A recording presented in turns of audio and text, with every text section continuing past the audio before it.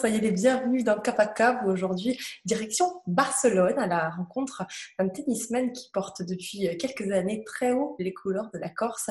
C'est Laurent Locoli qui est en direct avec moi aujourd'hui. Merci.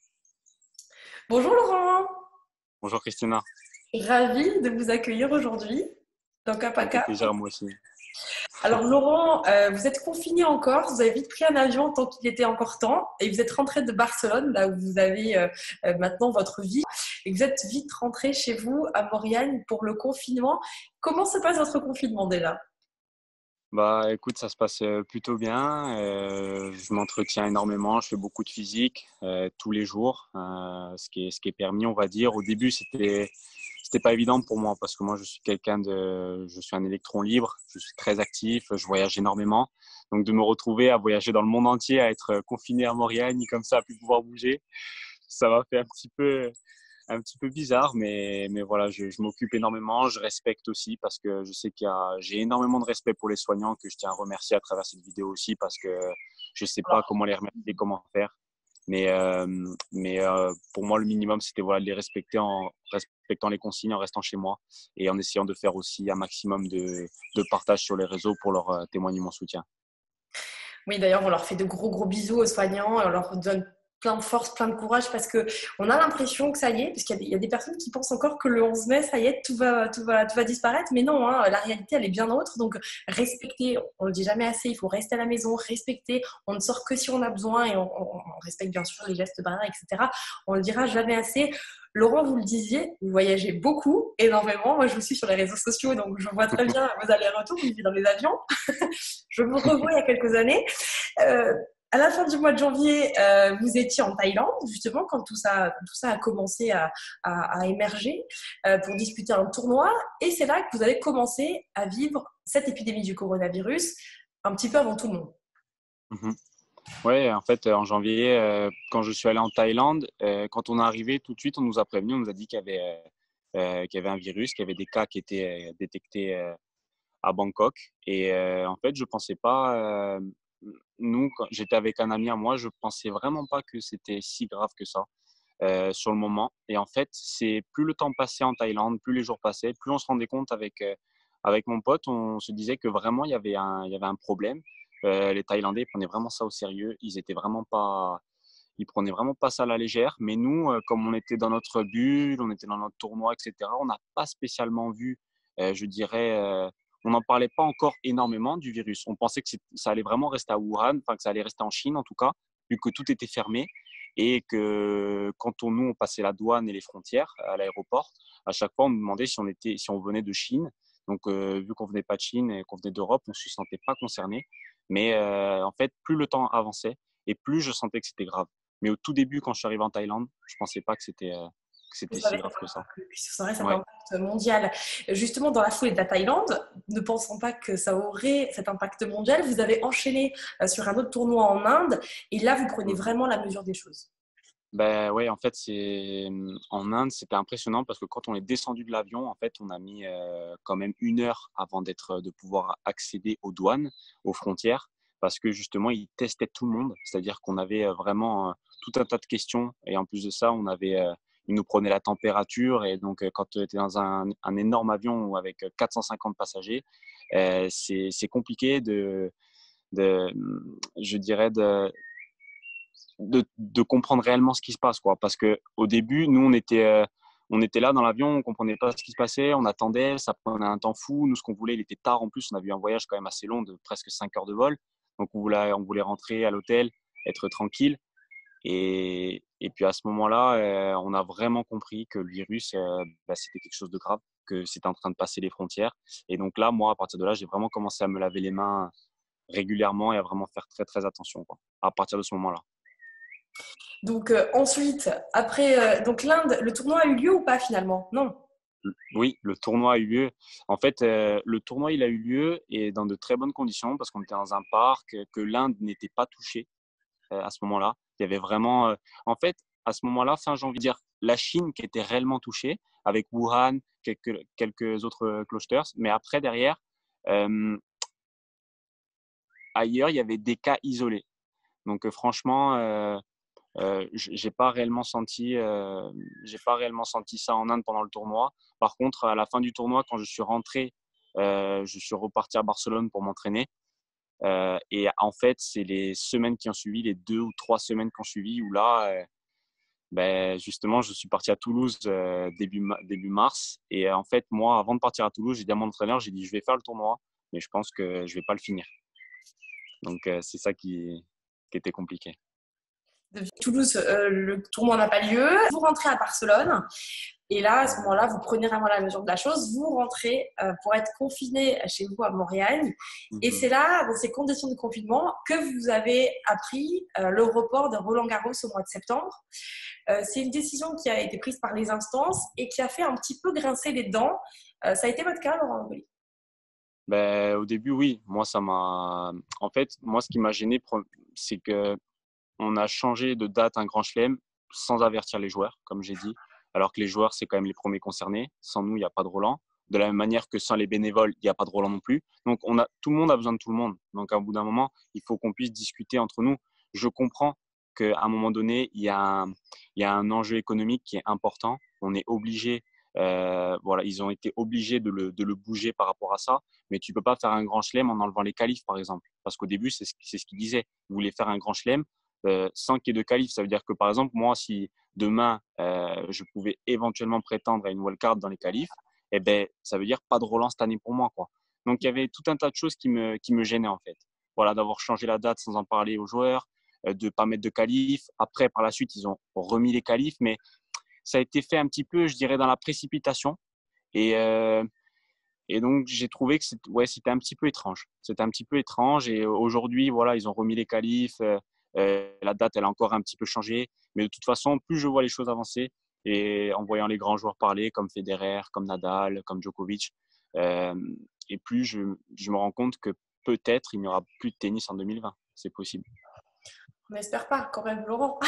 J'espère pas moi non plus, mais on est dans un sport qui est tous les pays s'affrontent, donc on vient du monde entier, donc à un moment donné, on peut pas se permettre. Moi demain, si je vais aller au Brésil, je peux pas me permettre de partir 2 semaines et demie avant pour faire une quatorzaine. Voilà, donc au bout d'un moment, c'est un réel problème. Donc je pense que moi, mon sentiment, c'est que j'ai l'impression que tant qu'il n'y a pas de vaccin contre le coronavirus, j'ai l'impression que le monde il sera toujours un petit peu paralysé et il y aura des problèmes ouais, par rapport à ça.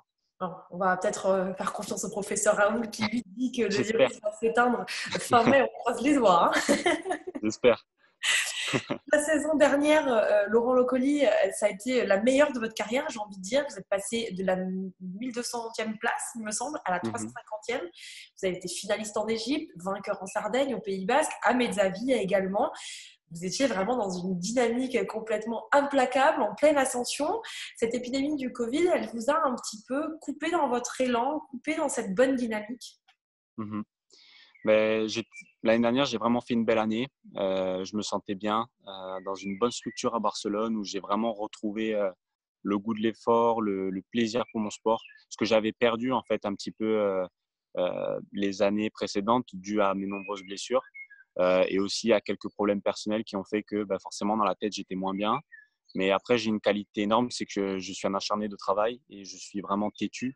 Donc, je me donne vraiment les moyens d'y arriver et d'aller au bout de ce que j'ai envie d'entreprendre, c'est-à-dire vraiment essayer de faire partie des meilleurs joueurs du monde.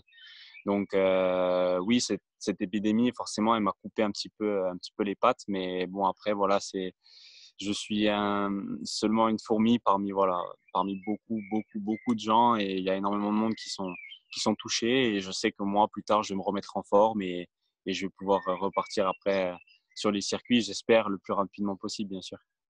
Vous le disiez, vous avez une année 2018 un petit peu compliquée, de nombreuses blessures. Vous avez rejoint cette académie WGTA du côté de Mhm. Barcelone il y a plus d'un an maintenant. C'est un nouvel environnement et ça a été, je trouve, particulièrement bénéfique pour vous, Laurent. Mais en fait, ça a été vraiment bénéfique et ça a été surtout très rapide. C'est-à-dire que je me suis vraiment acclimaté à l'ambiance qui régnait là-bas, où c'est vraiment des passionnés de sport. Ils m'ont aussi accepté d'entrer alors que je parlais pas espagnol. Bon, j'ai appris la langue très rapidement. Au bout de 2 mois, 2, 3 mois, je parlais espagnol presque couramment. Et Donc, merci. j'ai fait beaucoup d'efforts. Ouais, j'ai fait beaucoup d'efforts pour aller dans leur sens, pour vraiment bien m'intégrer. Et ils ont vraiment été top parce que c'était pas facile au début pour moi. C'était vraiment, je suis parti qu'avec mon sac de tennis à l'aventure et je me suis dit, on va voir ce qui se passe. Voilà, j'ai envie de tenter quelque chose de nouveau, quitter mon pays, changer quelque chose. Et ça a été très bénéfique et surtout, j'ai vu les résultats rapidement. Je me voyais vraiment évoluer, grandir. Et je pratiquais un tennis finalement que j'ai cherché pendant tant d'années. Et, euh, et en fait, c'était du tennis qui me plaisait. Je prenais beaucoup de plaisir à jouer. Et il était aussi efficace. Avec bien sûr, voilà, j'ai eu une période de 2 semaines où j'ai été invaincu pendant 10 matchs d'affilée, dont voilà, en finissant, je dirais en trombe, en gagnant à Mezzavi. Ça a été un tournoi que j'ai, comme je dis si bien, que j'ai chassé pendant beaucoup d'années. Laurent Locoli, une réalité économique aussi difficile pour le monde du tennis, puisque avec un circuit mondial à l'arrêt, j'ai envie de dire que la planète tennis, elle génère plus moins de revenus finalement. Mhm. Ça ne va pas être évident à vivre. C'est pas simple. C'est pas simple. Nous, on fonctionne énormément sur les gains en tournoi ou les matchs par équipe dans différents pays. Aujourd'hui, moi, je jouais aussi en Allemagne.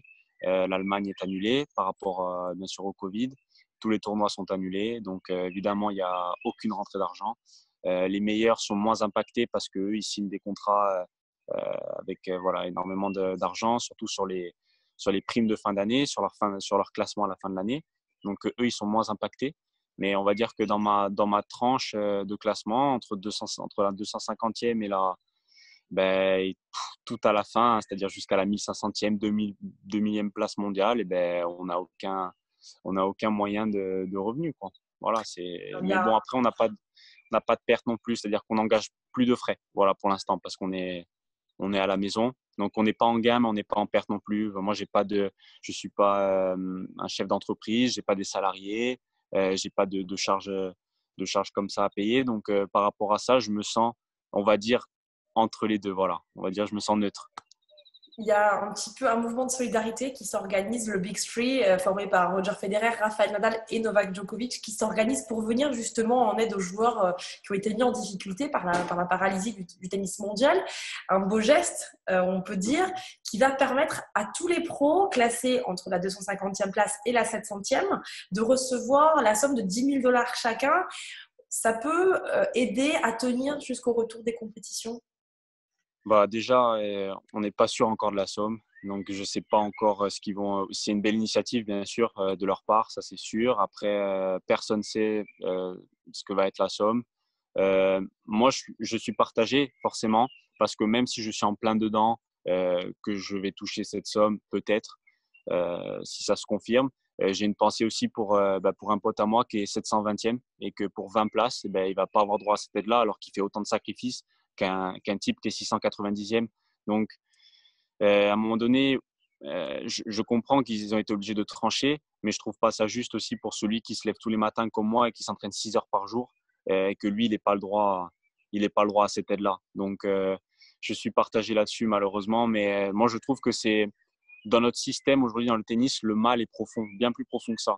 L'initiative en soi, elle est belle, mais dans notre système actuel, aujourd'hui, je ne trouve pas ça normal qu'un joueur pour parler de moi, qui est 300e mondial, il ne puisse pas bien, bien, bien gagner sa vie en étant 300e joueur mondial, quoi. Alors que dans d'autres sports, comme le foot, tu es 300e joueur mondial, tu gagnes très, très bien ta vie, sans pour autant aller à l'extrême, mais qu'au moins un joueur qui soit aussi bien classé dans un sport aussi connu comme le tennis puisse voilà, être bien, bien financièrement, parce qu'on engage énormément de frais. Voilà. Oui, effectivement, c'est vrai que ça peut paraître injuste. Au niveau des instances, il n'y a rien qui a été mis en place justement pour l'ensemble des joueurs. Ce qui est assez étrange, je trouve, hein, d'un œil extérieur, j'ai envie de dire. Moi, je ne suis pas quelqu'un qui aime faire le buzz ou parler pour rien dire. Mais d'un œil extérieur, je trouve qu'il y a eu beaucoup de mouvements de solidarité. Mais le problème, c'est qu'ils sont éparpillés. Voilà, on est un sport individuel et je trouve qu'on a beaucoup de mal à faire bloc. On a beaucoup de mal à faire bloc, à s'entendre à discuter autour d'une table. Voilà, aujourd'hui, on devrait être capable de réunir, oui, les meilleurs joueurs de la planète autour d'une table, mais pas seulement. Aujourd'hui, le joueur qui est centième, qui est 200e, qui est 300e, il est joueur de tennis professionnel. Il joue les grands chelems. Il peut jouer ces joueurs-là. Il peut les battre. Donc, voilà, je veux dire, on est tous concernés. On fait tous partie de la grande famille du tennis. Mais comme le joueur qui est 200e, il ramène pas autant les foules qu'un Novak Djokovic ou qu'un Federer, a raison, parce que c'est des légendes de notre sport. mais il est moins entendu. Et donc, au bout d'un moment, il y a un fossé qui se creuse forcément. Donc, il y a trop d'inégalités aujourd'hui dans mon sport, je trouve, et je pense que le mal, il est plus profond que ça. Je pense qu'il faudrait, c'est l'heure, comme il l'a dit Patrick Mouratoglou aussi, le coach de Serena Williams, c'est l'heure de revoir notre système. Voilà, tout entier, et de faire preuve d'humilité. Il se passe toujours des belles choses. Après les guerres, après, il y a toujours des choses positives qui se passent. Après la pluie, le beau temps. Exactement.